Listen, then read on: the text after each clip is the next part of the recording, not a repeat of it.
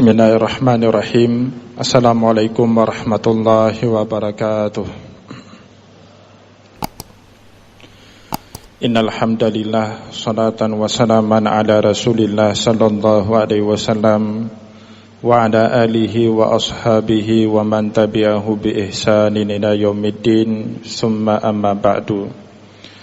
Puji dan syukur senantiasa dan tidak pernah bosan-bosannya kita panjatkan kehadirat Sang Maha Pencipta Allah Subhanahu wa taala, yang mana dengan limpahan karunia-Nya, rahmat-Nya, hidayah-Nya serta anugerah-Nya kepada kita semua, kita kembali masih diberikan kesempatan, kesehatan dan usia panjang oleh Allah untuk sama-sama dan senantiasa mengabdikan diri kita di jalannya dengan menjalankan segala perintahnya dan menjauhi semua larangannya. Salawat diringi salam tidak pernah lupa pula kita hanturkan kepada junjungan alam Nabi besar Muhammad sallallahu alaihi wasallam, di mana dengan perjuangan beliau dan para sahabat beliau kita dapat mengenal betapa rahmatan lil alamin ajaran agama Islam, sebagaimana yang menjadi keyakinan dan pengetahuan kita bersama.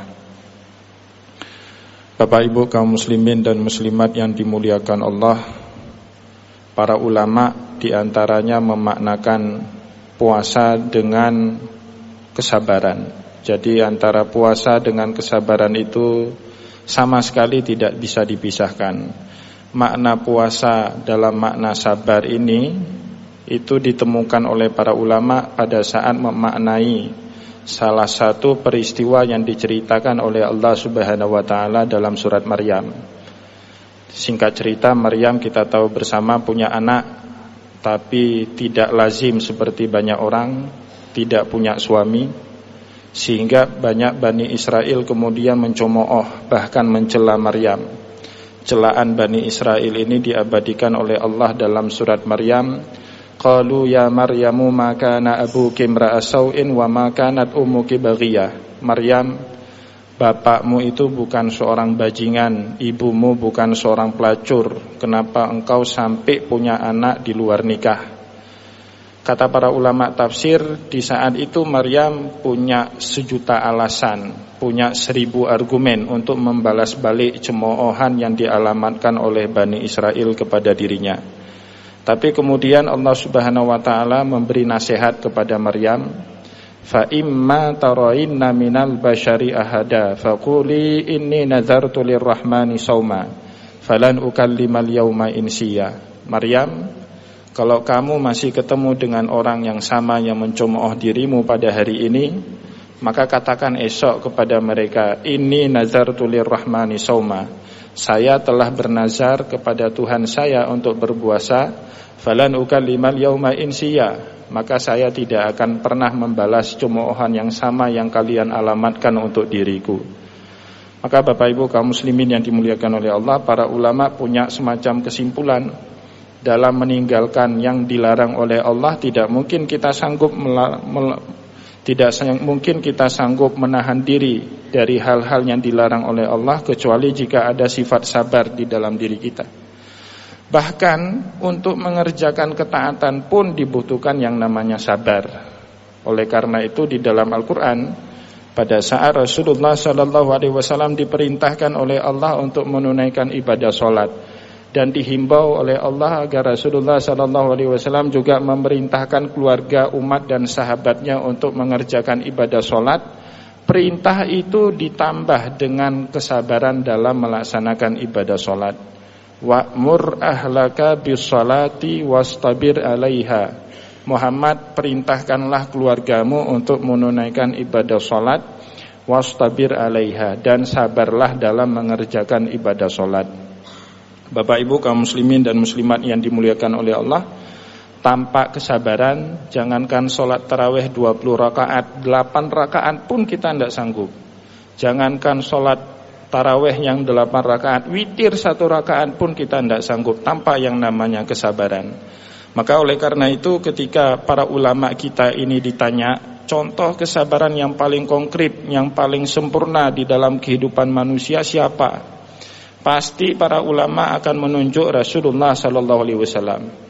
Bahkan Imam Al-Ghazali di dalam kitab Ihya berani menyimpulkan kesabaran yang dilakukan oleh Nabi Muhammad SAW, sekaligus mengoreksi dan menyempurnakan kesabaran Nabi sebelum Nabi Muhammad SAW. Kita kenal dalam sejarah kenabian ada Nabi yang disebut dengan ulul azmi, para Nabi yang punya kesabaran yang cukup teguh. Bahkan saking teguhnya kesabaran mereka itu diapresiasi cukup tinggi oleh Allah Subhanahu wa taala. Ada Nabi Nuh, ada Nabi Ibrahim, ada Nabi Musa, ada Nabi Isa, dan tentu Nabi Muhammad SAW. Tapi para ulama mengatakan kesabaran Nabi ini menyempurnakan kesabaran Nabi-Nabi sebelum Nabi Muhammad. Jadi Nabi Muhammad datang bukan hanya menyempurnakan syariat Islam, tapi juga menyempurnakan akhlakul karimah para Nabi-Nabi sebelum Nabi Muhammad SAW, termasuk diantaranya sabar. Diberi contoh misalnya dalam kitab Ihya Ulumuddin, Nabi Nuh alaihissalam, Nabi yang cukup sabar dalam berdakwah kepada Allah. Saking sabarnya Nabi Nuh alaihissalam, ia berdakwah di tengah umatnya itu dalam jangka waktu yang cukup lama, 950 tahun. Walaqad arsalna Nuhan ila qaumihi falabitha fihim alfasanatin illa khamsina amah. Kaum muslimin dan muslimat yang dimuliakan oleh Allah, awal mulanya Nabi Nuh alaihissalam cukup sabar dalam menghadapi umatnya yang keras kepala, yang menolak untuk bertauhid kepada Allah Subhanahu wa taala. Tapi suatu saat kesabarannya Nabi Nuh alaihissalam hilang, dia mengangkat tangannya kepada Allah, berdoa kepada Allah. Doanya itu juga diabadikan oleh Allah dalam Al-Qur'an. Wa nadaduhu rabbahu faqala rabbi la tazar 'alal ardi minal kafirina dayyara. Nabi Nuh alaihissalam berdoa kepada Allah, ya Rabb, ya Allah, jangan engkau biarkan orang kafir ini berhuni, berdomisili di muka bumi. Kenapa demikian? Innaka intazarhum yudhilluna ibadaka wa la yaliduna illa fajiran kafara.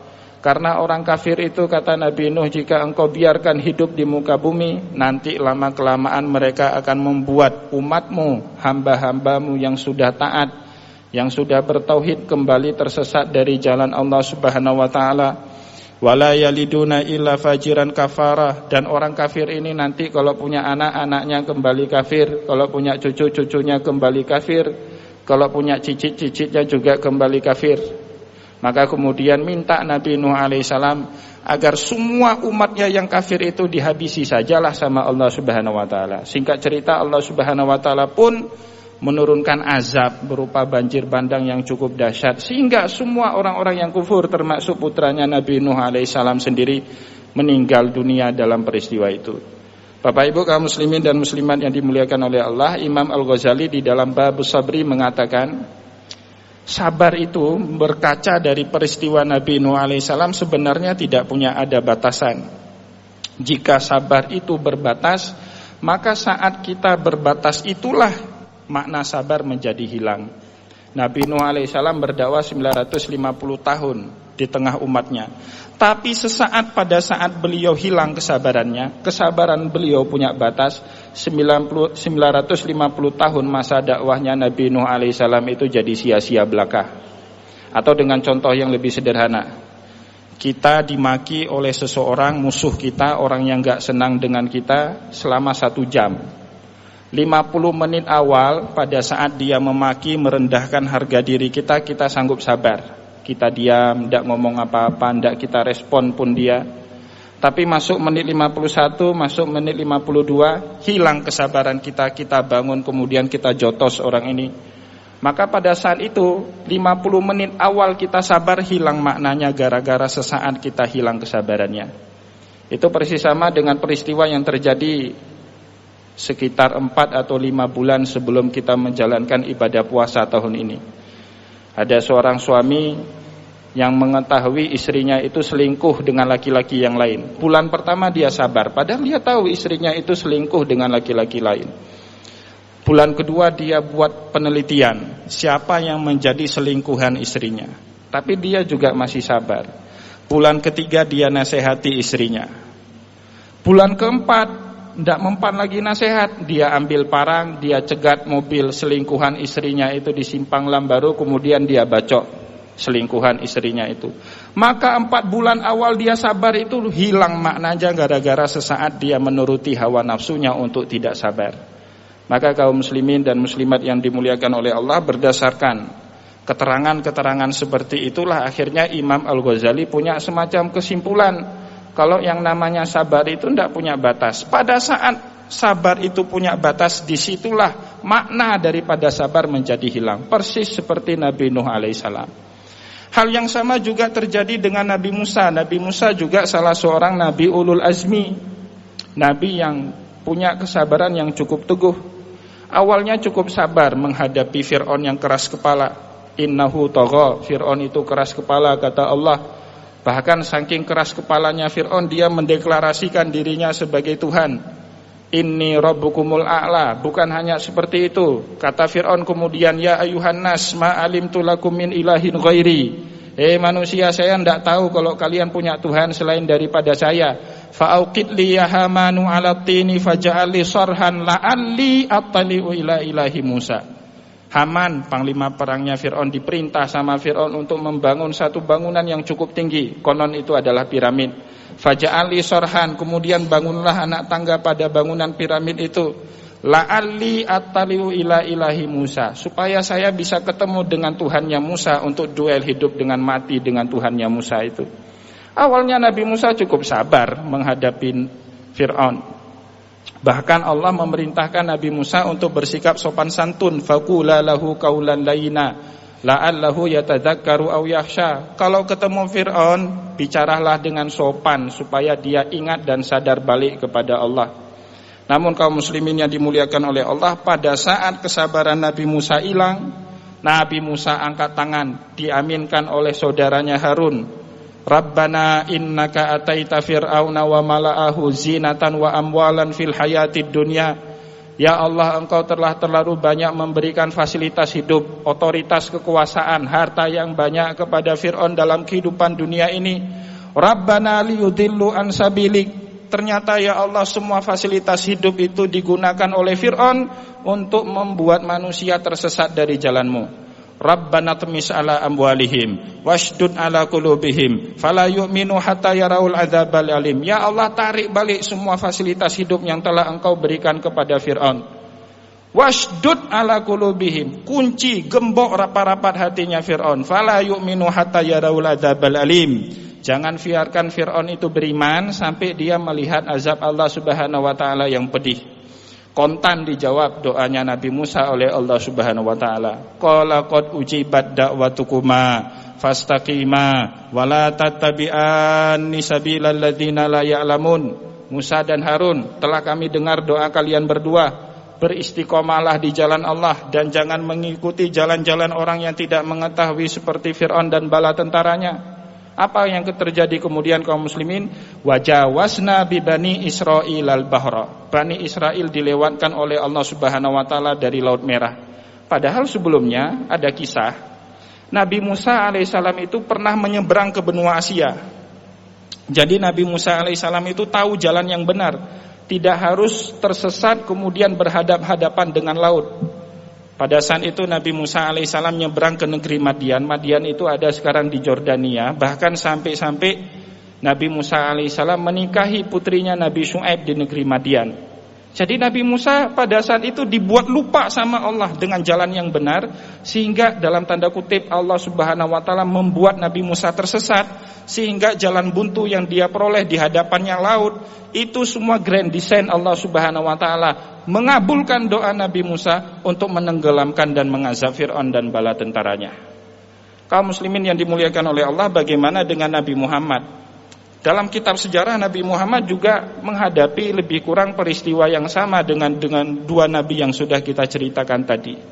Misalnya di dalam kitab Zadul Ma'ad fi Hadi Khairil Ibad karangan Imam Ibnul Qayyim Al-Jauzi, beliau menceritakan pada tahun 7 kenabian Rasulullah sallallahu alaihi wasallam diboikot oleh orang-orang Quraisy di suatu lembah namanya Syi'ib Bani Amir. Kalau kita pergi haji atau umrah, mau pergi ke Mina atau mau pergi ke Padang Arafah, kita perginya dari Aziziyah atau dari Misfalah, itu masuk dari terowongan Aziziyah turun, kemudian ada satu lembah di situ namanya Syi'ib Bani Amir. Dulu Rasulullah Shallallahu Alaihi Wasallam diboikot oleh orang Quraisy selama 3 tahun di situ. Dilarang orang-orang Arab untuk berinteraksi sosial dengan Rasulullah dan kaum muslimin. Dilarang melakukan hubungan nikah, dilarang untuk jual beli, sewa menyewa dan hubungan-hubungan yang lainnya. Sehingga setelah 3 tahun pemboikotan itu, istri Rasulullah Khadijatul Kubra wafat, meninggal dunia. Tidak lama berselang 3 bulan kemudian, paman Rasulullah Abu Thalib yang selama ini membackup, memproteksi beliau dari tangan-tangan jahil orang Quraisy juga ikut meninggal dunia. Sehingga musibah bertubi-tubi seperti itu membuat Nabi Muhammad sallallahu alaihi wasallam kemudian punya pikiran, nampaknya ajaran Islam ini tidak prospek dikembangkan di kota Mekah. Ya, tidak prospek lagi dikembangkan di kota Mekah. Sehingga Nabi Muhammad mencari daerah baru untuk mengembangkan dakwah Islam. Setelah dicari, akhirnya jatuhlah pilihan Rasulullah sallallahu alaihi wasallam ke kota Taif dengan pertimbangan pemimpin kota Taif pada saat itu yang bernama Abdul Yalil masih sepupu dengan ibunya Rasulullah, Aminah. Pergilah Rasulullah bersama sahabat Zaid bin Harisah menuju ke kota Taif. Setibanya di kota Taif, Rasulullah disambut hangat sama penduduk kota Taif.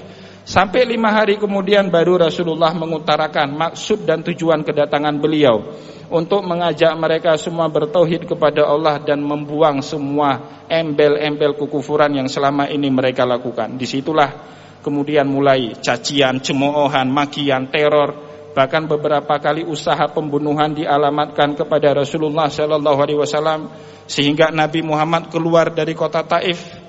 Dalam kitab Sunan Tirmizi diceritakan dalam keadaan yang cukup prihatin, dalam keadaan yang cukup payah. Diceritakan dalam Sunan Tirmizi, hatta quddimat na'laihi bidima, sampai 2 sendal yang dikenakan oleh Rasulullah sallallahu alaihi wasallam berlumuran darah yang keluar dari keningnya Rasulullah sallallahu alaihi wasallam. Di saat itulah kemudian Rasulullah memanjatkan doa kepada Allah Subhanahu wa taala. Tapi sekali lagi doanya tidak sama dengan doanya Nabi Nuh atau doanya Nabi Musa alaihissalam. Doanya Nabi Muhammad sallallahu alaihi wasallam itu berbunyi, Allahumma inni ashku dha'fa quwwati wa qila hilati wa hawani 'alan nas ya arhamar rahimin ya rabbal mustad'afin ila man takiluni ila ba'idin yatahajjamuni au ila qaribin malaktahu amri illam yakun ghadabun 'alaika fala ubali. Allahumma inni ashku dha'fa quwwati, ya Allah, saya mengeluhkan lemahnya diriku kepadamu, wa qila hilati, lemahnya semangatku dalam menghadapi manusia, wa hawani 'alan nas, dan manusia yang terus-menerus meneror diriku, ya arhamar rahimin, wahai yang maha pengasih lagi maha penyayang, ya rabbal mustad'afin, wahai Tuhan yang menaungi orang-orang yang lemah, ila man takiluni, kepada siapa engkau akan menyerahkan jiwaku ini, ila ba'idin yatahajjamuni, kepada orang jauh di kota Taif tapi selalu meneror diriku, au ila qaribin malaktahu amri, atau kepada kerabatku di kota Mekah tapi selalu memperdaya memperbudak diriku. In lam yakun ghadabun alaika fala ubali, asal diri Anda tidak marah sama saya, kata Rasulullah, saya tidak peduli apa yang sudah terjadi. Standar hidupnya Nabi Muhammad itu asal Allah Subhanahu wa taala tidak marah. Karena selama ini Rasulullah punya dugaan, nampaknya Allah Subhanahu wa taala mulai murka dengan beliau. Diboikot, istri beliau meninggal, paman beliau meninggal, pergi ke kota Taif, bukannya perlindungan yang diperoleh tapi pelecehan. Maka Rasulullah sallallahu alaihi wasallam kemudian berdoa bukan mengazab umatnya. Tidak pernah Nabi Muhammad berdoa, ya Allah turunkan azab kepada penduduk kota Taif, tidak pernah. Nabi Muhammad berdoa di penghujung doanya, ilam yakun ghadabun alaika fala ubali, asal engkau tidak marah dengan saya, apapun yang sudah terjadi dengan diri saya tidak peduli ya Allah. Disitulah kaum muslimin yang dimuliakan oleh Allah, dalam Sunan Tirmizi diceritakan turun 3 orang malaikat menghadap kepada Rasulullah sallallahu alaihi wasallam. Di situ malaikat yang emosian, bukan Rasulullah yang emosian. Sehingga ketiga malaikat ini menawarkan jasanya masing-masing kepada Rasulullah. Ada yang mengatakan, Muhammad minta sama Allah, niscaya kami hancurkan kota Taif sebagaimana yang pernah kami lakukan dengan umatnya Nabi Nuh. Datang malaikat kedua ngomong, Muhammad minta sama Allah, niscaya kami hancurkan kota Taif sebagaimana yang pernah kami lakukan dulu sama penduduknya kaum Nabi Lut. Faja'alna 'aliyaha safilaha wa amtarna 'alaiha hijaratan min sijilin mandud. Yang atasnya dijadikan ke bawah, bawahnya dijadikan ke atas. Datang malaikat ketiga, bilang sama Nabi Muhammad, Muhammad minta sama Allah, niscaya kami binasakan mereka sebagaimana yang pernah kami lakukan dulu dengan Fir'aun dan bala tentaranya. Apa jawab Nabi Muhammad pada saat itu? Maka untung kita enggak jadi Nabi Muhammad. Kalau kita jadi Nabi Muhammad, kita tanya sama malaikat, ada yang lebih parah dari itu? Nah, tolong timpakan kepada orang Taif kalau ada yang lebih parah. Tapi Nabi Muhammad pada saat itu cuma jawab, enggak usah semua itu malaikat. Yang saya harapkan cuma satu saja. Inni arju ayyakuna min aslabihi man yatawallah. Yang saya harapkan nanti di balik tulang sulbinya orang-orang kafir itu, aslab itu jamak daripada kata sulbun. Jadi setiap kita itu pada saat lahir ada tulang sulbi, dan Allah Subhanahu wa taala sudah mengetahui potensi orang ini nanti punya keturunan berapa banyak. Apa dia punya satu orang anak laki-laki, dua orang perempuan, atau sebaliknya, atau sama sekali tidak punya keturunan. Semuanya diletakkan oleh Allah Subhanahu wa taala di balik tulang sulbi kita. Maka doa Nabi Muhammad sallallahu alaihi wasallam itu berbunyi, inni arju ayyakuna min aslabihi man yatawalla. Satu yang saya harapkan ya Allah, kelak di balik tulang sulbi orang yang kafir itu ada orang yang mau beriman kepada diriku. Kaum muslimin yang dimuliakan oleh Allah, ternyata doa Nabi Muhammad ini mengoreksi doanya Nabi Nuh. Dulu Nabi Nuh alaihissalam punya doa, innaka intadzarhum yudilluna ibadaka wa la yaliduna illa fajiran kafara. Nanti orang kafir itu kalau punya anak kafir lagi, kalau punya cucu cucunya kafir lagi. Ternyata enggak gitu kata Rasulullah. Misalnya contohnya di dalam Al-Qur'an, Rasulullah itu punya musuh bebuyutan namanya Abu Lahab. Orang ini bangsat betul, bajingan betul. Saking bajingannya Abu Lahab, bajingannya diabadikan dalam Al-Quran. Kita ini juga mantan bajingan semua ini. Saya juga termasuk mantan bajingan. Tapi sebajing-bajingan kita tidak diabadikan dalam Al-Quran. Kalau seandainya diabadikan dalam Al-Quran, mampus kita itu. Tapi Abu Lahab, coba baca dalam surah Al-Masad, tabbat siyada abi lahabi wa tab. Bukan hanya Abu Lahab yang bajingan, istrinya juga bajingan. Sebut Allah dalam Al-Quran, wa mra'atuhu hammalatab. Dan istrinya yang provokator itu, yang senang bawa kayu bakar untuk memprovokasi massa supaya memusuhi Rasulullah sallallahu alaihi wasallam. Tapi siapa yang sangka di balik tulang sulbinya Abu Lahab, dari rahimnya Ummu Jamil istrinya Abu Lahab, kelak lahir seorang sahabat Nabi yang namanya Ikrimah. Seandainya Nabi Muhammad nurutin hawa nafsunya seperti Nabi Nuh doa, ya Allah azab orang kafir, tidak akan ada sahabat Nabi yang bernama Ikrimah. Dulu juga Rasulullah punya musuh bebuyutan namanya Walid. Orang ini sangat benci dengan Rasulullah, sampai-sampai tidak pernah hidupnya dalam keseharian kecuali melaknat Nabi Muhammad. Dan Rasulullah tahu, seandainya Nabi Muhammad menuruti hawa nafsunya tidak sabar, Rasulullah akan doa seperti Nabi Nuh. Tapi siapa sangka kelak di balik tulang sulbinya Walid ini melahirkan seorang putra namanya Khalid bin Walid radhiyallahu anhu, panglima perangnya Rasulullah, yang membela Rasulullah di garda yang paling depan. Saat Rasulullah hijrah ke kota Madinah, di kota Madinah banyak orang Yahudi. Ada 3 suku Yahudi besar, Quraidah, Nadir, dan Bani Kainuqa. Pendeta-pendeta Yahudi itu pada menjumpai Rasulullah, ingin mengetes apakah Muhammad ini betul Nabi akhir zaman atau enggak. Salah satunya pendeta yang bernama Huyai bin Akhtab. Setelah dilakukan fit and proper test, ternyata betul semua pertanyaannya itu bisa dijawab oleh Nabi Muhammad. Keluar dari rumah Rasulullah, pendeta-pendeta yang lain nanya sama Huyai bin Akhtab, apa betul Muhammad itu Nabi akhir zaman yang diceritakan dalam kitab Taurat? Betul, kata Huyai. Apa kata Huyai kemudian? Walakina adawatahu ma baqiyat. Permusuhanku dengan Muhammad lestari sampai akhir zaman. Rasulullah dengar omongan itu, dan Nabi Muhammad tidak pernah berdoa, ya Allah turunkan azab kepada Huyai. Dan siapa sangka kelak Huyai bin Akhtab itu punya seorang putri namanya Sofiyah. Sofiyah itu salah seorang ummul mukminin, istri Rasulullah sallallahu alaihi wasallam. Maka kaum muslimin yang dimuliakan oleh Allah, bulan Ramadan hadir ke tengah kita untuk melatih kesabaran ini lagi. Inilah yang hilang di tengah masyarakat kita sekarang, kesabaran. Sering kita lihat di lampu merah, orang pada nerobos, tidak menghormati pengguna jalan yang lain. Kenapa fenomena itu terjadi? Karena tidak ada sabar. Di rumah orang tua saya di Labui, gangnya sempit, Itu kalau datang mobil cuma muat satu mobil, satu sepeda motor. Kalau berpapasan dua mobil itu ada bahkan yang nggak mau mengalah. Sebelah ini klekson sekali, sebelah sana klekson dua kali. Sebelah sini pasang lampu tembak sekali, sebelah sana tembak dua kali. Bahkan sampai 15 menit berhenti di situ. Kenapa? Bacaan kita orang Aceh itu harga diri. Mengalah harga diri. Padahal mengalah itu adalah ibadah. Sabar itu adalah ibadah. Sebagaimana Maryam diminta sama Allah Subhanahu wa taala untuk mengalah. Padahal kalau Maryam membalas, Maryam punya sejuta alasan untuk membalas itu.